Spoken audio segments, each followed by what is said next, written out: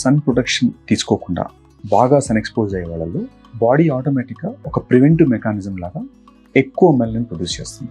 అవి కొన్నిసార్లు స్పాట్స్ ఒక క్లస్టర్స్ లాగా ఫామ్ అవుతాయి. డాక్టర్స్ ఆఫీస్లో మెయిన్ చేసే వాటిలో మేజర్ థింగ్ పీల్స్.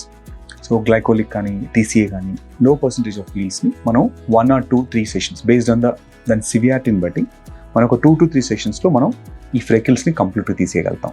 ఇది కాకుండా దీంతో పాటు కొన్ని లేజర్స్ కూడా వాడతాం. పీకో లేజర్స్ అని, క్యూసిచ్ లేజర్స్ అని. All these things again they target melanin and top layer of skin.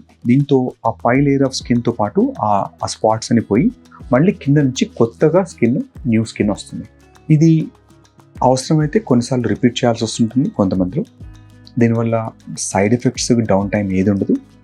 ఈ ఫ్రెకిల్స్ అనేది ఖచ్చితంగా 100% క్యూరబుల్ ప్రాబ్లం ఇది.